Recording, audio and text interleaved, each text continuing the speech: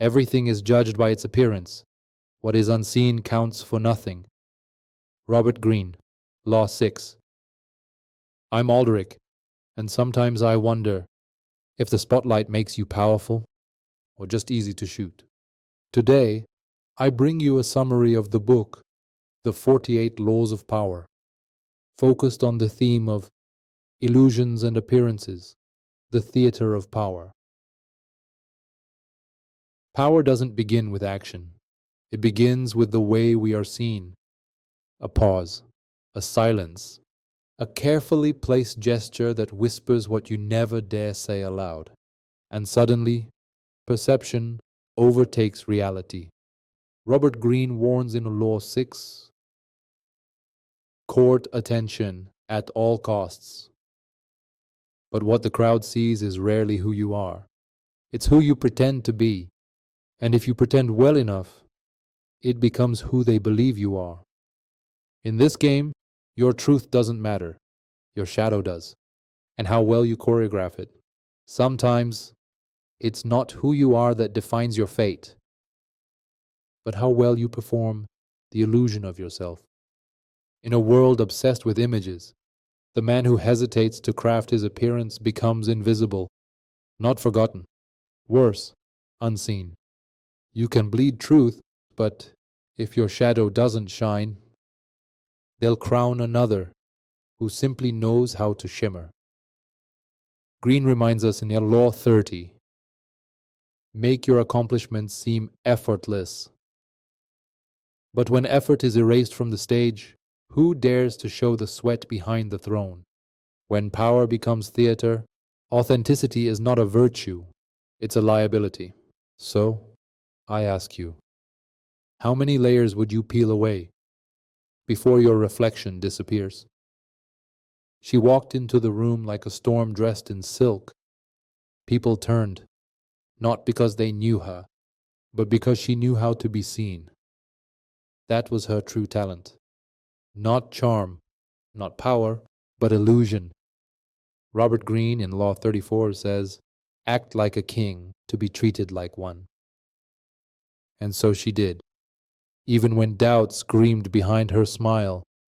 Behind every confident step, there was a calculation, an edit, a deletion, a silence chosen carefully because Law 4 reminds us, always say less than necessary. Mystery feeds perception. Perception feeds power. But what happens when the role becomes the only version of the self? She disappeared on purpose, as Greene prescribes in Law 16. Use absence to increase respect and honor. And they missed her. They ached for her return, not because they knew her, but because they had filled the silence with fantasy. That's the trick. The audience never really sees you. They see what you let them see. A reflection, a performance. A curated shimmer beneath 1,000 spotlights. And the more perfect the image, the more unbearable the weight. Because Law 30 demands that every triumph looks easy. No cracks, no sweat, only the mask. But masks, no matter how beautiful, start to melt under the heat of too many eyes. Sometimes the mask fits so well, you forget there was ever a face beneath it. We polish the illusion, we refine the silhouette, until even our pain is rehearsed, even our silence performative. But what happens when the illusion takes control? When the theater becomes the cage? In Law 37, Robert Greene commands, create compelling spectacles. And yes, the spectacle dazzles. It protects, it seduces, but it also consumes. It feeds on the self until only the role survives. You began controlling the spotlight. Now it blinds you.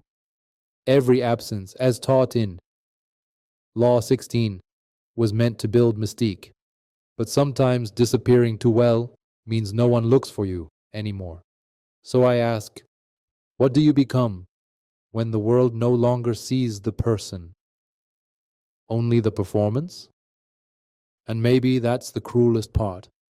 You spend a lifetime mastering the art of being seen, only to vanish beneath the image you created. They cheer the outline, they crave the glow, but they never really touch the person behind the light. You tried to disappear with elegance, as Law 16 advised.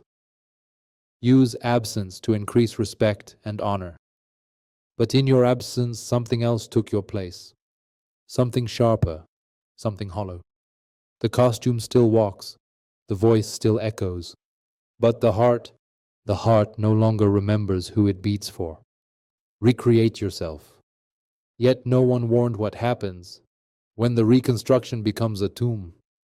Now the applause fades, the curtain trembles, and you stand alone backstage, wondering if the mask ever really came off. The lights are still on, but tell me, is anyone still watching?